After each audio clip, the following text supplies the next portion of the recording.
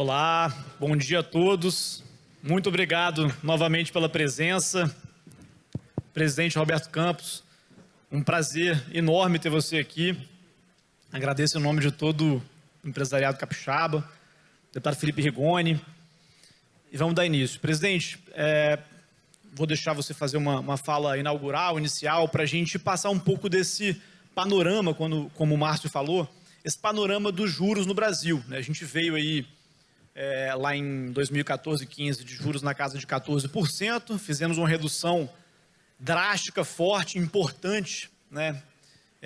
Para a casa dos 2% agora, durante a pandemia. E aí, nesse momento, a gente está passando por um momento de reversão, né? E subida dos juros, o que muda um pouco esse cenário do financial deepening, aprofundamento financeiro, o cenário que foi muito bom para o mercado financeiro brasileiro, receber novos investidores na Bolsa, conseguir acelerar investimentos em empresas como startups e tudo mais. Então, eu queria que você fizesse primeiro uma fala inicial para contextualizar o nosso público desse momento atual dos juros no Brasil. Muito obrigado pelo convite. Queria agradecer a todos que estão presentes, agradecer a Folha Business, agradecer a PEX, ao convite que foi inicialmente feito pelo deputado Rigoni. Com prazer que eu vejo todo esse empresariado jovem. Não liga não, porque quando você vai ficando velho, todo mundo parece jovem. Mas, e a renovação que a gente tem tido também na política, eu acho muito importante. Eu trouxe uma colinha aqui para falar uns 10, 12 minutos, mas se quiserem a gente pode, como for melhor. Tá bom.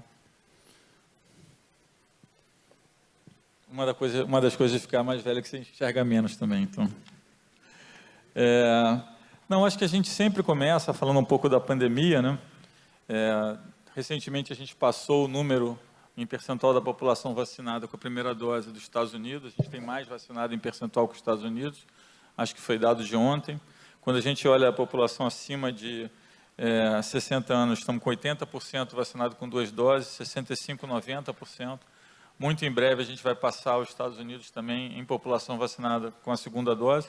E eu acho que com a proliferação das vacinas e a estratégia de diversificação de vacina, o que a gente vai estar falando em breve, não é mais se a vacina está disponível, óbvio que isso ainda é um problema, mas vai ser a rejeição às vacinas, né? Os países que tiverem rejeição mais alta, eventualmente vão ter um percentual da população menos vacinada. E nesse ponto o Brasil vai bem, porque a nossa rejeição é em torno de 6%, e a rejeição de alguns outros países está acima de 20%. Então, esse é um ponto. Quando a gente pensa na pandemia, né, de uma forma geral, grande parte do mundo desenvolvido, né, recuperou o crescimento, recuperou o PIB. Quando a gente compara o período pré-Covid, né, a gente vê isso muito claro. Esse crescimento não foi uniforme. Quando a gente olha o mundo asiático, tanto a China como o mundo asiático, retirando o que a gente chama de ex-China e ex-Japão, ou seja, tirando a China e o Japão, o crescimento já está bem acima dos níveis antes de Covid também. Mas, por exemplo, quando a gente olha a Europa, não está, né? Então, a gente tem aí um crescimento que não foi um retorno, que não foi uniforme. A gente tem países diferentes, com performances diferentes. No mundo emergente, a gente começa a ver também uma convergência de crescimento para níveis antes da pandemia. Curiosamente, os países que gastaram mais, como o Brasil, tiveram uma queda menor e uma recuperação maior. Países como o México, por exemplo, que gastaram muito menos com a pandemia, no Brasil gastou em torno de 9% do PIB, o México gastou muito menos que isso, mas a gente começa a ver que esses países também estão retornando, tiveram uma queda mais forte, também tiveram uma subida mais forte. O que mostra que a estratégia de gastar, o gasto que foi feito, a estratégia das medidas de enfrentamento, ela foi boa para atenuar o crescimento, ela ajuda com uma recuperação mais rápida, mas não garante que seu crescimento estrutural vai ser mais alto, ao contrário, né? Se você se endivida mais, a tendência é que seu crescimento estrutural para frente seja prejudicado. Então, é preciso passar sempre uma mensagem de disciplina fiscal para que isso seja atingido. Então, a gente tem esse crescimento. Um outro lado da moeda é que a inflação também tem crescido, né, no mundo desenvolvido. A gente viu o número de inflação dos Estados Unidos essa semana, o PPI, que é a inflação dos produtores, de 6,2%, bem acima do esperado. A gente está vendo um crescimento de inflação não só no mundo desenvolvido, como no mundo emergente. O Brasil teve esse crescimento com uma fase anterior, né, um pouco também pela desvalorização da moeda, mas por vários outros fatores, né. a gente está vendo essa convergência que foi ocasionada pelo aumento de preço de commodities. Isso é bastante relevante. Tem uma história que ela é muito contada hoje em dia, né, pelos banqueiros centrais de todo mundo, e ela é fácil de contar, né, eu acho que tem algum questionamento em relação a ela, que é o seguinte: na pandemia as pessoas se fecharam em casa, então naturalmente elas passaram a consumir mais bens e menos serviços. Então, se eu consumo menos serviços e consumo mais bens, é natural que eu tenha uma inflação de bens. Então, eu tenho uma inflação de bens, como a produção de bens, de certa forma, também foi afetada, porque se eu estou em casa, parte da produção foi afetada para as pessoas estarem em casa. Então, você tem um aumento de demanda, com uma produção menor, você tem um aumento de preço de bens. Por outro lado, você teve uma queda no preço de serviços. Então, é uma história razoavelmente fácil de contar aqui. À medida que as economias vão se reabrindo, você vai voltar esse balanço, ou seja, o preço de bens vai cair, né? Porque ele subiu muito, as pessoas voltaram a ter mobilidade social e o preço de serviço vai, inicialmente, vai subir lentamente. Como existe uma rigidez maior em preço de serviço do que em preço de bens, historicamente falando, usando o economês tradicional, então essa mudança vai ser saudável, porque os preços de bens vão cair mais rápido que o preço de serviço vai subir. Só que isso é uma história relativamente fácil de contar, mas tem vários poréns, né? O primeiro porém é que se assume que a cadeia de suprimento de bens ela foi interrompida na pandemia. E quando a gente olha, por exemplo, os bens que hoje, mais notadamente, por exemplo, a produção de chips, que a gente vê que hoje atinge o noticiário quase sempre, a gente olha a produção de chips, basicamente não foi interrompida. Teve alguma coisa na Coreia, em Taiwan, que é o maior produtor mundial, quase não teve. Então, não dá para contar a história que teve uma ruptura na parte da oferta. Né? Ao contrário, a gente olha e o gráfico de produção é crescente. A gente olha outros bens que estão escassos também e que parte da escassez é culpada pela interrupção na produção, e a gente vê que não teve interrupção na produção. Então, essa parte da história ela é questionável. Um outro tema que é questionável não, mas os serviços vão... O preço está muito baixo e vai demorar a subir porque tem uma rigidez, porque a indústria porque a sociedade está se reabrindo, vai consumir mais serviços. Isso é muito fácil de contar, porque as pessoas olham serviços e pensam que serviços é o que os americanos chamam de hospitality, que é a indústria de hotéis, bares, restaurantes, mas isso é muito pouco, isso é 6% de serviços. Quando a gente pensa em serviços no Brasil, serviço financeiro, serviço de educação, serviço de saúde, basicamente teve uma interrupção, mas não foi tão grande. Então, não existe esse argumento de que tem esse espaço todo em serviços. Inclusive, nós estamos vendo no Brasil um pequeno aumento já de preço de serviço. Então, essa história de que vai atingir um balanço natural, porque você tem essa mudança, teve uma mudança de serviços para bens e agora vai ter a mudança para serviços, é uma história que ela é fácil de ser contada, mas tem alguns questionamentos, né? Eu acho importante. Um outro tema, a gente olha em algumas partes do mundo uma inflação, né, de alguns itens que demora a contaminar a cadeia, né, notadamente a parte imobiliária. Qualquer um que viajar para os Estados Unidos vai ver que os imóveis estão subindo bastante rápido. Nos Estados Unidos, o índice de inflação que captura isso, ele pega o equivalente em aluguel. Obviamente, o imóvel sobe primeiro, depois o aluguel vem, então tem uma alta encomendada. E, por fim, um tema que eu acho que é importante falar, pouca gente fala, eu comecei a botar recentemente em algumas apresentações, que é o que a gente chama de inflação verde, né? Então, acho que uma das coisas que o mundo demanda dessa retomada é que a retomada tenha duas características, que seja sustentável, que seja inclusiva. E todo mundo fala de sustentabilidade hoje. A gente estava vendo aqui um grupo falando da parte de bolsa, né, e quão difícil hoje é analisar o fluxo de caixa da minha empresa, porque, né, na minha época era só analisar o fluxo de caixa descontado. Hoje você tem que saber que fluxo é esse, ele é sustentável ou não é? Vem cá, e o fluxo de dados? Dados não tem como avaliar, então tem todo um tema.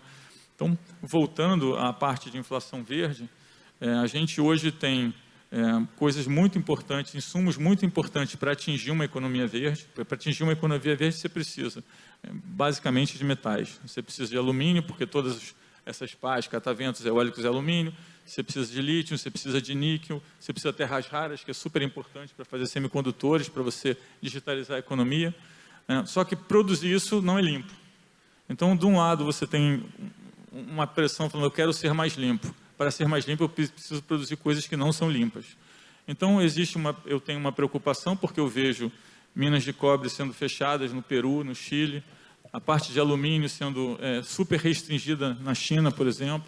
A China hoje produz 80% de terras raras, que é importante, está tendo várias restrições, porque o método de fazer isso não é muito verde, e isso começa a gerar uma inflação de metais. Alumínio sobe 100%, níquel, cobre. Então, tem uma inflação que a gente está capturando hoje global, que é uma inflação que vem desse movimento de sustentabilidade, que quer atingir um equilíbrio verde rápido, mas, por vezes, se esquece que para atingir isso você precisa produzir coisas que não são verdes. Então, acho que esse é um ponto também interessante. Indo para o Brasil rapidamente, o mercado projeta um crescimento mais forte, para esse ano até mais forte que o Banco Central, de 5,3%, o Banco Central está um pouco abaixo. A gente começa a ver, de fato, parte de serviços que estava com uma performance pior recuperando. A gente viu os dados do PMS essa semana, lembrando que serviços é 2/3 da economia, então isso é bastante importante. Tem ainda um debate acadêmico e filosófico grande sobre o emprego no Brasil. A gente gerou empregos formais, mas não gerou informais. A forma de ver emprego hoje tem basicamente 2 dados que geram informações diferentes. A gente elucidou bastante o que a gente acha sobre isso num dos relatórios de inflação do Banco Central, eu não vou me estender muito. A gente tem os dados de alta frequência mostrando a recuperação rápida, toda a parte de consumo de eletricidade, vendas de cartões de crédito, o fluxo de PIX, então a gente tem dados anedóticos que mostram a recuperação. Os dados de confiança mostram recuperação, principalmente na parte da indústria, na parte das empresas, a confiança do consumidor ainda está um pouco mais baixa. E a gente teve diversos choques na parte de preço no Brasil, que fez com que a inflação de curto prazo subisse bem além da meta. Nós tivemos um processo de desvalorização no começo, depois tivemos um processo de alta de commodity mundial, que eu relatei aqui. Tivemos um processo específico de alta em petróleo, que depois corrigimos parcialmente. Tivemos um problema hídrico que gerou uma reprecificação de toda a cadeia energética no Brasil, com a bandeira 2 sendo reprecificada, e parece que vai ter mais algum aumento de preço na bandeira 2. Tivemos fatores climáticos, várias ondas de fatores climáticos, a mais recente foi a geada, que interrompeu aí a produção. E tivemos também um choque de demanda, porque colocamos um dinheiro muito grande no auxílio emergencial, que basicamente se transformou em consumo. Então, isso fez com que, de fato, a inflação de curto prazo do Brasil subisse. Esse movimento de subida da inflação de curto prazo teve algum alastramento, o Banco Central tem falado sobre isso. Então, entendemos que era necessário um movimento de ajuste para que essa inflação não contamine o ambiente inflacionário, não desancore as expectativas, e sempre enfatizando que a nossa missão número 1 é manter os preços sob controle, atingindo a meta de inflação que nos é delegada. Falando só um pouco da parte de tecnologia, antes disso, só falar um pouco de crédito, só uma frase rápida. Eu leio muitos noticiários que as empresas pequenas de crédito morreram na pandemia, que não teve acesso a crédito, que só os grandes tiveram crédito. Então, eu resolvi fazer um estudo grande no Banco Central, apanhando dados de todas as áreas, diversos setores, fizemos uma tabulação. A conclusão é exatamente o contrário do que o anedótico tem dito. A conclusão é que as pequenas empresas tiveram mais acesso a crédito do que as médias, que tiveram mais acesso a crédito, ou mais crescimento de crédito do que as grandes. Então, não é verdade que as pequenas empresas tiveram restrição de crédito, ao contrário. Eu ia falar um pouco de tecnologia, mas eu vi que já passei aqui o tempo, a gente pode falar um pouco sobre isso depois. Eu acho que a gente está aqui falando de Open Banking, eu acho que o Pix é uma ferramenta que as pessoas já perceberam, a inovação que tem trazido, novos modelos de negócio, aumento no número de negócios. E acho que a gente tem uma grande revolução acontecendo hoje, que é uma revolução no mundo de dados. Acho que se tem uma coisa hoje que deve ser difícil fazer, e aí para o painel que estava aqui antes, é avaliar qual é o valor de uma empresa, como eu disse, porque grande parte do valor de uma empresa hoje está nos dados, né? Então tem um data cap, que a gente chama, que é como se fosse um market cap de dados das empresas, que é bem difícil avaliar qual é o banco de dados, como vai ser usado. Então a gente está passando também por uma grande incerteza na parte de valorar, de avaliar ativos, porque os ativos estão deixando de ser tangíveis para ser mais intangíveis, e esse processo de digitalização vai acelerar isso. Eu acho que o grande negócio, né, a grande inovação daqui para frente é o mundo de dados, como tratar dados, como melhorar a interpretação de dados. De todos os dados que nós temos, nós usamos aí 5% de eficiência, ou seja, pode aumentar muito. Então, eu deixo aqui. Obrigado.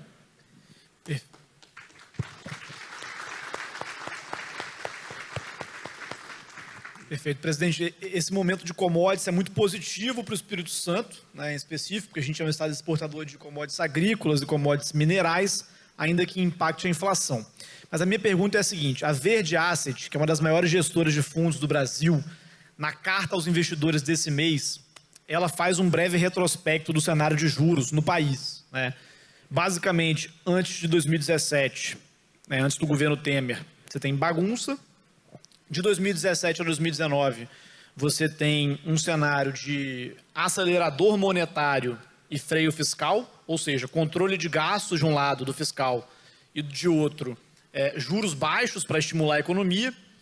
E aí agora a Verde lança o seguinte questionamento, que a gente estaria depois, no pós-Covid, durante o Covid primeiro, a gente entrou num sistema de acelerador monetário, então os juros ainda mais baixos, e aí também o acelerador fiscal com auxílio emergencial, então colocando dinheiro para as pessoas, e a Verde, falando sobre um momento atual, diz o seguinte: nós esperávamos que o freio fiscal se mantivesse, ou seja, que o governo continuasse com a política de controlar gastos. Depois aí da pandemia, talvez, acho que nesse momento a gente já pode falar que a gente está depois da pandemia, ou no final da pandemia, pelo menos dessa onda, né? A pergunta é a seguinte: a Verde pergunta, a gente vê uma mudança agora para um freio monetário, ou seja, juros subindo, segurando investimentos ou desestimulando investimentos, e aí o mercado já precifica juros em 8, 9, 10, e de outro lado, um acelerador fiscal, que é o governo aumentando ou sinalizando aumento de gastos, né, agora com essa tentativa de aumentar a Bolsa Família e tudo mais. Então a pergunta é: o momento que a gente vive agora de juros, revertemos a política de juros baixos e gastos controlados? Não, acho que primeiro é importante entender o modelo que nós adotamos, né, que eu sinto ainda que existem confusões em relação a isso. Nós acreditamos no princípio da separação, ou seja, a moeda é flutuante, mas é uma flutuação suja, porque a gente tem períodos de descontinuidade onde o Banco Central precisa intervir para garantir o funcionamento da moeda. A gente tem um instrumento de política monetária que é juros, e para a parte de prudencial, ou seja, a parte de estabilidade financeira, nós usamos as medidas que nós chamamos de macroprudencial. Então, o câmbio ele é flutuante, ele tem uma função importante de absorver os choques. Quando você tem um risco maior, a moeda desvaloriza, você reorganiza preços. Então, pensar que eu tenho muitas reservas, vou fazer uma intervenção muito grande no câmbio, né? A venda de reserva não muda a direção do câmbio, ela ameniza, né? Então, o que seria, como seria essa crise hoje se a gente não tivesse nenhuma reserva, por exemplo? Então, eu acho que tem, primeiro, o ponto entender o modelo. Segundo, né, é impossível para qualquer banco central do mundo, né, fazer um trabalho, né, de expectativas, de segurar as expectativas com um fiscal descontrolado. Então, quando eu entrei, eu brincava dizendo que eu não era o piloto, eu era o passageiro, que o piloto era o fiscal, né? E nós fomos surpreendidos pela pandemia, o governo fez um plano de enfrentamento grande, da mesma forma que o Banco Central fez um plano de liberação de liquidez e capital muito grande para atravessar a crise. O Brasil foi um dos países que mais cresceu o crédito no mundo emergente durante a crise, acho que em parte pelas medidas que nós fizemos, né? Mas você tem uma conta para pagar. Na verdade, como nesse movimento o câmbio serviu exatamente com esse ajuste de choques, a gente teve as relações de troca do Brasil que melhoraram. Além disso, você teve alguns outros processos, a inflação também, a parte dele, que fizeram com que, no final das contas, no fim desse processo do auxílio emergencial, a dívida bruta brasileira ficasse muito abaixo do que se imaginava anteriormente, né? Vale lembrar que tinha gente falando que é para 100%, e a gente está mais perto de 80% do que 100%. Né? A gente não está muito diferente, na verdade, do que estava antes da pandemia, está um pouco pior, é fato, todos os países estão, mas se a gente pegar o delta de endividamento bruto durante a pandemia e o que foi gasto, o Brasil se saiu relativamente bem comparado com os outros países do mundo emergente. E aí a gente teve uma melhora, o câmbio foi até abaixo de 5, né? Porque o fluxo financeiro mundial compra duas coisas, compra crescimento com sustentabilidade. No mundo emergente, sustentabilidade é interpretado como sustentabilidade fiscal. Então, a gente viu, quando os analistas começaram a ver que a dívida bruta tinha uma trajetória melhor do que o esperado, e que o Brasil estava sofrendo várias revisões de crescimento para cima, de novo, crescimento para cima, com sustentabilidade, a gente começou a ver fluxo de entrada no país e a gente teve esse momento de melhora.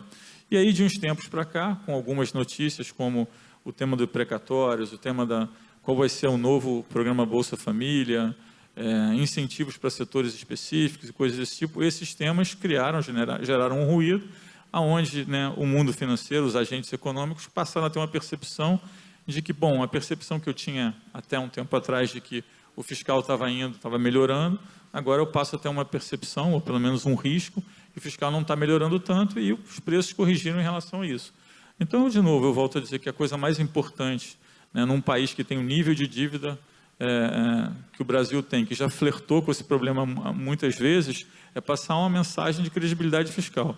Essa é a mensagem que vai permitir o Banco Central fazer o trabalho, né, com menor nível de juros e com maior eficiência. Perfeito, presidente. Deputado Rigoni, credibilidade fiscal. O governo enviou à Câmara dos Deputados, né, uma proposta de aumentar, expandir o Bolsa Família. Na semana passada a gente conversava aqui com o vice-presidente da Câmara, que disse que a tentativa do governo seria de recuperar credibilidade ou popularidade, aumentando gastos assistenciais ou de uma maneira mais populista, né? Sem criticar, mas é um fato, o governo enviou para a Câmara uma tentativa de agora aumentar o Bolsa Família. O BTG Pactual lançou um estudo essa semana dizendo que, da forma que está, é impossível aumentar o valor do Bolsa Família sem furar o teto de gastos. Ou seja, para fazer isso, ou você corta dos funcionários públicos, né, tira reajuste à inflação, segura aquela bomba lá que o STF soltou dos precatórios, ou você não consegue fazer. E o governo sinaliza que quer fazer uma medida nesse sentido. Então a pergunta vamos ter credibilidade fiscal para os próximos, pelo menos para o próximo ano, antes das eleições? Bom, primeiro, bom dia a todos e todas. Prazer enorme estar aqui com vocês. Obrigado, presidente Roberto Campos, por ter aceito o nosso convite. Não só admiro muito o seu trabalho, mas é um prazer você estar aqui com a gente. Veja, o Congresso ele tem demonstrado ao longo dos últimos anos, desde que a gente aprovou o teto de gastos, que foi ali o início do período de redução de juros, que a gente começou a ter mais credibilidade fiscal, ele tem mostrado, né, ao longo desses anos, que de fato está querendo e de fato está conseguindo fazer o controle de gastos da maneira adequada, né? Fizemos a reforma da Previdência, né? Recentemente nós fizemos a PEC emergencial, que nada mais é do que uma PEC para controlar os gastos obrigatórios, que são aqueles gastos que o governo tem que fazer de qualquer jeito, e eles aumentam vegetativamente, né, no caso brasileiro, e mesmo que ela tenha ficado mais fraca do que eu gostaria, a gente conseguiu aprovar essa PEC. E essa questão do Bolsa Família, ela tem uma discussão sobre isso desde 2019, inclusive eu fui um dos que levantei essa questão, que a gente precisa sim melhorar a capacidade do Estado de fazer uma proteção aos vulneráveis, né? Mas a gente também tem que fazer isso de uma maneira responsável, né? No Brasil, Friseira, tem uma série de programas sociais, uma série de programas, inclusive empresariais, alguns deles, que são completamente ineficientes, né? Se a gente tivesse a coragem de fazer as reformas nesses programas sociais, que é pegar o Bolsa Família, pega o abono salarial, pega o salário família, pega vários outros programas que são completamente ineficientes, junta com o PL que a gente aprovou de fim dos supersalários, você faz esse tipo de reforma no gasto, você consegue encaixar um Bolsa Família maior e melhor desenhado, isso é importante, tem falhas no desenho do Bolsa Família, você consegue fazer isso sem descumprir o teto de gastos.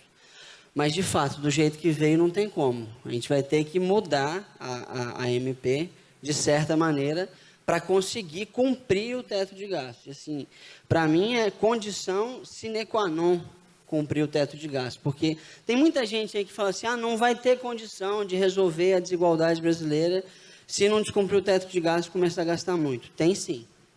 Tem sim, mas precisa ter coragem pra caramba, né? E precisa ter bastante coordenação ali no Congresso, porque o Congresso normalmente, apesar desses últimos anos, né, que a gente tem conseguido fazer, normalmente tem muita pressão por aumento de gastos. E E o Congresso tem uma mania de não querer reformar o gasto, né? Não querer reformar o gasto que ficou ineficiente, não querer revisar o gasto, que é adicionar gastos, né? Então, você precisa de uma coordenação muito grande, né? E é o que vai ter que ser feito nesse momento. Assim, a gente já tem conversado com os possíveis relatores da MP, do Bolsa Família, justamente para você melhorar o desenho, mas cumprir o teto de gastos, porque dá sim para você fazer proteção aos vulneráveis sem colocar em risco a macroeconomia. Mas tem que cortar de alguém, né, deputado? Presidente, antes da gente entrar na agenda de tecnologia do Banco Central, que na opinião dos maiores especialistas do mundo, talvez a agenda mais modernizante de um Banco Central ao longo da história, talvez, do mundo, eu queria colocar a sua perspectiva aqui, a questão dos juros nos Estados Unidos, né? O Banco Central americano, ele vem com uma política bem clara, no sentido que o mercado chama de dovish, não é isso? De manter os juros baixos, mesmo que a inflação dê as caras, né? A inflação nos Estados Unidos deu as caras, a gente já pode dizer isso, mas o Banco Central americano continua segurando os juros lá embaixo e dando guidance, dando a diretriz de que vai continuar assim. Aqui no Brasil, a gente vai observar tem observado um movimento diferente de já reagir com os juros logo quando a inflação começou a aparecer? E por quê? Não, acho que qualquer movimento abrupto de juros nos Estados Unidos gera uma reação em mercado emergente. Mas é importante entender, né, que tipo de movimento está acontecendo nos Estados Unidos, qual é o fator gerador, né? Se os Estados Unidos está subindo os juros porque o crescimento está muito forte, né, e precisa subir os juros para um novo equilíbrio macroeconômico, o impacto no mercado emergente é um. Se existe uma percepção de que o Banco Central americano está behind the curve, que a gente chama atrás da curva, ou seja, que está atrasado na política monetária, né, e que vai ter que fazer um trabalho de subir mais os juros porque ficou atrasado, aí esse processo pode gerar, né, uma disfunção maior no mundo emergente. De qualquer forma, os juros americanos é um grande balizador de liquidez mundial, então, obviamente, quando tem um ajuste, você tem uma reprecificação. Quando a gente olha a inflação projetada americana nos 5 anos, ela já subiu bastante, ela foi aí de um nível quase abaixo de 1 para 2,30, então a gente já tem isso nos preços. Quando a gente olha a curva de 10 anos de juros americanos no longo prazo, a gente vê que ele subiu e voltou a cair, espelhando, né, uma credibilidade do Banco Central americano e a capacidade de produzir crescimento lá na frente. Então, acho que hoje, das duas histórias, a gente está na história mais benigna, que você tem uma inflação, mas existe, né, uma credibilidade que é suficiente, existe uma interpretação dos agentes econômicos que, se de fato isso for um problema, o Banco Central americano vai agir, né, e vai agir a tempo. E a gente tem visto isso, né, apesar dos números mais altos que têm saído. Então, não é muito prático o Banco Central do Brasil comentar sobre políticas de outros bancos centrais, mas sim, acho que tem um efeito no mundo emergente. Bacana. E aí, em 2013, presidente, o Ben Bernanke, que era o então presidente do Banco Central americano, ele conduziu um movimento que foi conhecido como Taper Tantrum, né? Foi esse movimento de reversão da política de juros. Sem ter que comentar em específico, mas você acha que a gente pode ver um movimento similar se desenhando nos próximos meses por lá? Porque isso tem um impacto muito forte aqui, né? Tanto em câmbio como em commodities, impacta muito os mercados emergentes, impacta muito o Brasil. Então é importante a gente entender. Numa apresentação recente, a gente fez uma comparação com o Taper Tantrum, que é essa época que teve esse ajuste nos Estados Unidos. A situação do mundo emergente era bem diferente de hoje. Hoje a gente tem um juro real muito mais negativo, então, em teoria, você teria um espaço maior para ajustar, mas também os fatores temporários causadores de inflação são muito diferentes hoje do passado. É uma coisa muito difícil em economia você comparar com o período passado, porque a economia se modificou e se adaptou tanto nos últimos tempos que a comparação, né, fica com pouco valor. Acho que o que é preocupante é o nível de endividamento mundial. Tanto no mundo desenvolvido quanto no mundo emergente, a gente está nos maiores níveis de dívida da história. Inclusive, no mundo desenvolvido, no nível de dívida acima do pós-Segunda Guerra Mundial, que na época se imaginou que nunca mais seria atingido, já atingiu, já passou. O mundo emergente também. O mundo emergente até está num nível de dívida muito acima, né, do pós-Segunda Guerra Mundial, porque não se endividou na época. E as pessoas têm muito o hábito de olhar o valor nominal da dívida, né? Isso é um erro, né? Porque esse endividamento do mundo emergente dos últimos anos foi feito com uma taxa de juros muito baixinha e com um prazo muito mais alongado. Então, né, em mercado financeiro, o que a gente olha não é o nominal, e sim o VaR, ou seja, o valor at risk, ou seja, o risco que tem. E como a renda fixa tem uma característica convexa, quando você alonga o prazo e abaixa a taxa de juros, a mesma mudança numa taxa de juros, por exemplo, de 0,20, tem um efeito infinitamente maior. Então, quando a gente pensa não em termos nominais, mas em termos de risco de dívida do mundo emergente, é um volume bastante grande, incomparável com nada que a gente tenha visto até hoje. Então, isso faz com que, se tiver, de fato, um ajuste mais abrupto, você pode aí ter uma ruptura. Não é o nosso cenário principal, nós não acreditamos nisso, mas acho que tem que estar atento, né, entendendo que esse é um fator existente.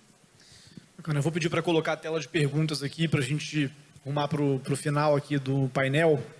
E pode mandar no WhatsApp. Presidente, a crise hídrica é uma pauta, né, hoje no Brasil, e a gente sabe que se faltar energia, ou com esse cenário agora de crise hídrica, a tendência é que haja uma pressão desinflacionária, porque, se me corrija se eu estiver errado, por favor, mas porque você vai ter as empresas reduzindo produção, enfim, você tem uma escassez ali de um ativo super importante para a economia, que é a energia. Você acha que essa crise hídrica ela pode impactar nas expectativas de inflação no país e, portanto, na expectativa de juros? Não, já impactou, né? O mercado é bastante rápido nos ajustes quando a gente tem bandeira vermelha 2, por exemplo, né? E quando a gente fala de reprecificar as bandeiras, esse ajuste já foi feito. Para a inflação, importa muito o efeito contra dezembro. Dezembro, geralmente, é um mês que chove muito, e aí você tem que escoar, então você acaba baixando da bandeira. Então, eu acho que hoje, no cenário central, já tem aí um embutido, né, grande parte da crise hídrica. Pode piorar? Como, né, a gente está aí sujeito a fatores climáticos, pode piorar. Mas eu entendo que, olhando hoje, isso já está, vamos dizer assim, bem precificado. Bacana.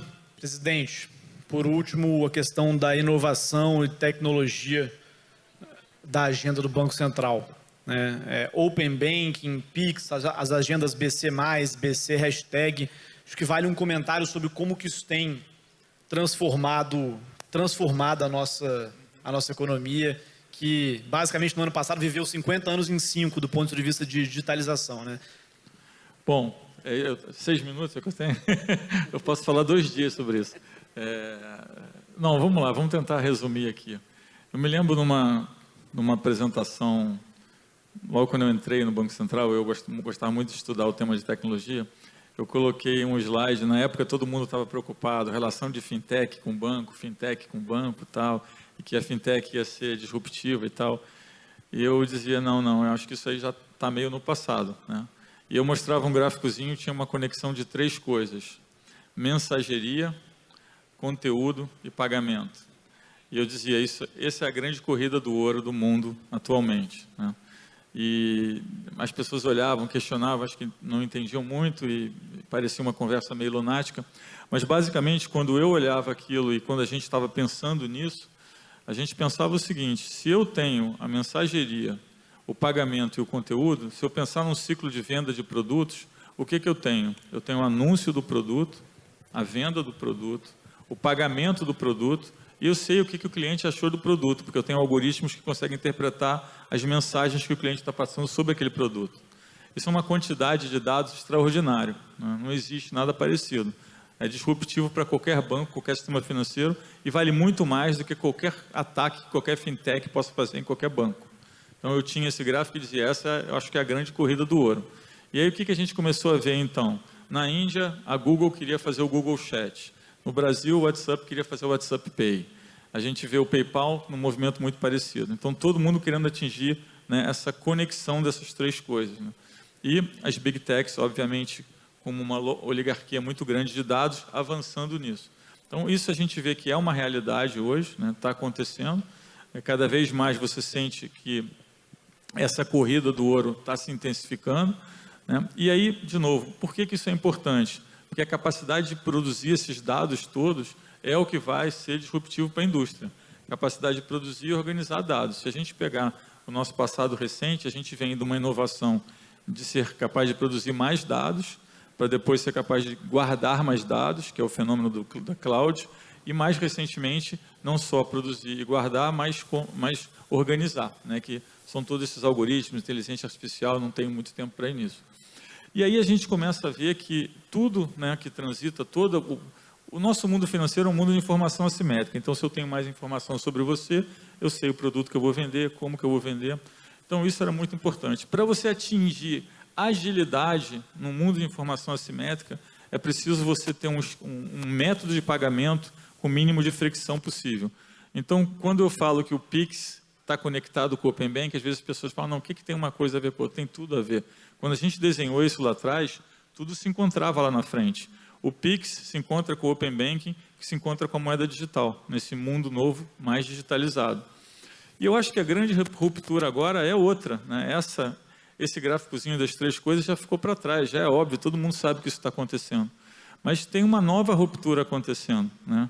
Que é o seguinte, as pessoas de repente se depararam com o fato de que o dado que elas têm é um ativo muito valioso e que é capturado por 3 ou 4 empresas no mundo. Então, o poder dos dados, né? Então, a gente começa a ver um novo movimento, que eu acho que a gente está vendo agora, que é um movimento de disrupção das Big Techs.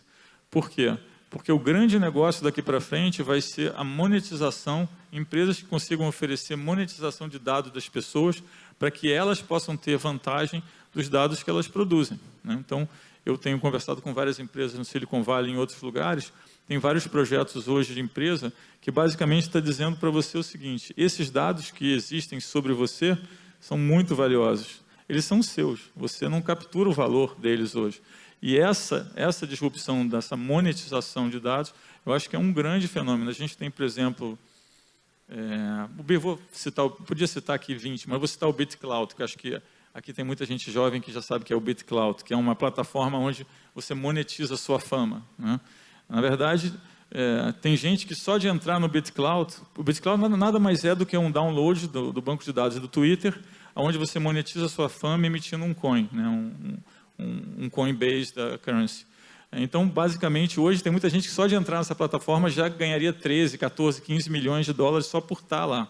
O que é isso? Isso é dizendo o seguinte, por que você que produz conteúdo e é famoso tem que botar tudo numa Big Tech e você ganha muito pouco em relação a isso? Por que você não consegue monetizar isso integralmente?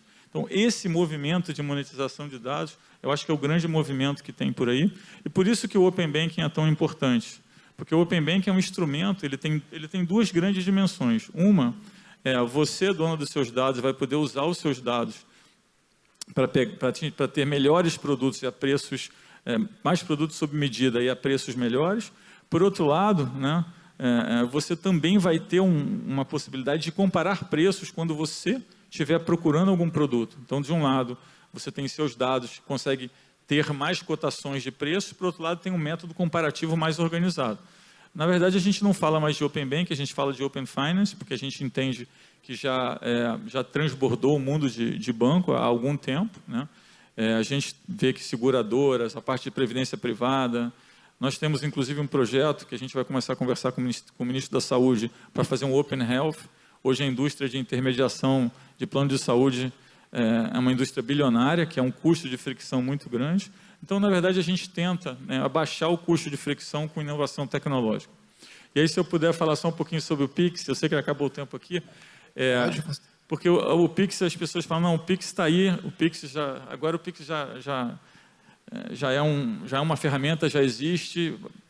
O Pix nem começou ainda, né? Quando a gente pensa o que era o Pix, quando a gente planejou lá atrás, eu diria que a gente tem 5% do Pix hoje só. O Pix é uma plataforma muito mais potente do que tem aí, né? O Pix, na verdade, ele vai se traduzir em algum momento na identidade digital das pessoas. Então, por exemplo, a gente tem novas funcionalidades, né, que estão programadas para acontecer. Se eu puder gastar 2 minutos explicando uma que eu acho que é muito interessante, que é essa ideia de smart outsourcing, né? Como é que eu posso pegar uma coisa hoje que tem um custo tangível, que é até um serviço bom às vezes, mas tem um custo intangível, como é que eu posso pegar isso e transformar em benefício para todo mundo a custo baixo, com tecnologia? Então, eu posso usar vários exemplos aqui também, mas vou usar um só, que eu não tenho muito tempo. Então, vamos usar o novo que vai sair agora, que é o Pix Saque e o Pix Troco. O que é o Pix Saque e o Pix Troco? A gente tem hoje centenas de cidades no Brasil que não tem agência bancária, não tem ATM, e talvez tenha algum movimento financeiro nas lotéricas. Mas, em grande parte, as pessoas pegam uma van para ir para uma outra cidade para pegar dinheiro. Quando a gente pensa hoje numa loja, né, a loja gostaria de ter o cliente na boca do caixa. Tanto é que elas brigam para fazer a renovação dos pagamentos de cartão de telefone pré-pago. Então, tem valor para a loja ter um cliente na boca do caixa, né? E também para a loja hoje, principalmente nesses mercadinhos, nessas redes no interior, quando você fica com muito dinheiro no caixa, é um custo enorme. O custo de transporte de numerário chega a ser 10% do custo de um mercadinho ou de um circuito de lojas no interior. Então, primeiro, eu pagaria para ter uma pessoa na boca do caixa, e depois, o custo de ter muito dinheiro no caixa, para mim, é ruim. Por outro lado, a pessoa não tem acesso, né, a um ATM, não tem acesso a um... Então, o que é o Pix Saque e o Pix Troco? Basicamente, ele faz com que qualquer loja, em qualquer lugar do Brasil que tem uma caixa registradora, vai virar um ATM. Então, se eu for no mercadinho, quiser tomar uma cerveja, ou num bar, tomar uma cerveja de R$10, e eu quiser pagar 20, eu recebo R$10 em troco, eu posso ir na lojinha do lado, ou numa feirinha que só aceite dinheiro e pagar. Então, isso faz com que o volume de dinheiro circule muito mais rápido. Então, na verdade, eu peguei um bem tangível, que é um ATM, que é uma máquina, que é de ferro, que tem que alugar um espaço, que tem um custo, que tem que ter alguém colocando dinheiro lá, porque o dinheiro não cai naturalmente. Você tem que ter seguro, tem que ter alguém que faça vigilância e tal, e tem um custo, e esse custo é repassado para as pessoas. Eu estou tirando esse tangível e oferecendo um intangível, que vai oferecer exatamente o mesmo serviço a custo zero, porque é de graça para todo mundo. Isso vai ter o mesmo efeito, por exemplo, que o Pix teve. Hoje, tem vários modelos de negócio que são viáveis por causa do Pix. Por exemplo, outro dia eu recebi um vídeo de uma senhora que fabricava máscara, e ela falou, olha, se não fosse Pix, eu não poderia ter meu negócio, porque o meu ticket é muito baixinho e eu não tenho como pagar por ticket. Então, como o Pix é de graça para todo mundo, você acaba fazendo isso circular. E quando a gente olha o volume de negócios, né, as pessoas diziam, não, o Pix vai substituir o boleto, substituir a TED. Mas eu acho que é mais do que isso. Eu acho que no final o volume de negócio sobe muito. Isso tem acontecido. Não é só a substituição, o volume de negócio cresceu. Quando você diminui o custo de fricção na economia, o custo de intermediação, o volume sobe, a eficiência aumenta e novos modelos de negócio são gerados. Então, a gente pensa muito na parte de tecnologia, em como que o Banco Central pode fazer esse processo que a gente chama de smart outsourcing, ou terceirização esperta, né? Que é transformar alguma coisa que tem um custo, né, e que não é um serviço ruim, é um serviço bem feito. Mas se eu puder transformar alguma coisa que tem um custo em uma coisa que tem benefício a custo baixo e passar esse benefício para as pessoas, diminuindo o custo de transação, essa é a grande vantagem. Obrigado.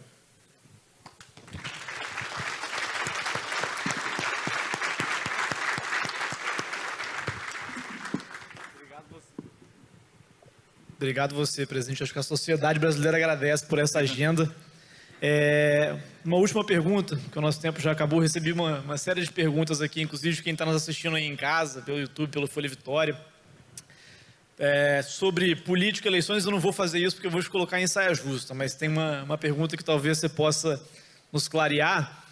O seu avô, Roberto Campos, né, um dos economistas mais icônicos do Brasil, um pai do liberalismo aqui no Brasil, ele dizia que o Brasil tem 3 saídas: Guarulhos, Galeão ou liberalismo. Qual é a opinião do senhor sobre isso? Eu acho que o Brasil tem várias saídas boas, né? E eu acho que à medida que a gente avança nesses novos modelos de negócio, a gente vai entendendo que a verdade que existia no passado, ela se adapta um pouco. Agora, eu acho que a solução é no mundo privado. Eu gosto muito de uma frase de um professor meu, que, por sinal, hoje é ministro no Chile, que dizia o seguinte, que o problema é que a gente passou muito tempo procurando solução pública para problema privado. E o que a gente precisa fazer é o contrário, é procurar solução privada para problema público. Então, eu acho que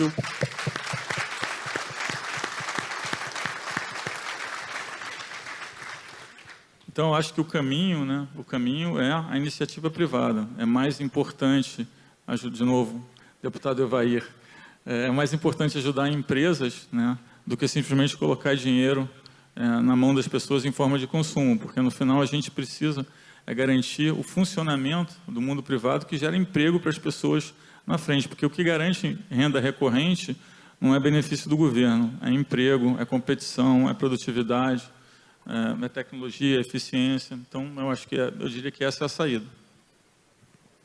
Se eu puder só falar uma coisa que você mencionou, que me perguntaram ali, porque falaram muito da autonomia do Banco Central, que hoje está sendo aí analisada pelo STF.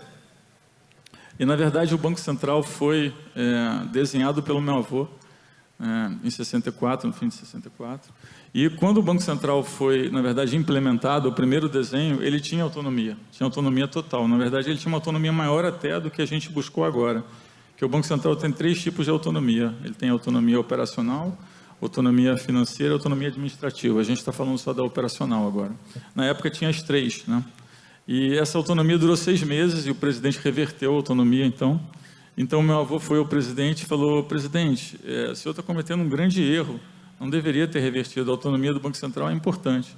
E ele, então, perguntou para o meu avô: mas por que a autonomia do Banco Central é tão importante? E ele disse: presidente, é importante porque o Banco Central é o guardião da moeda.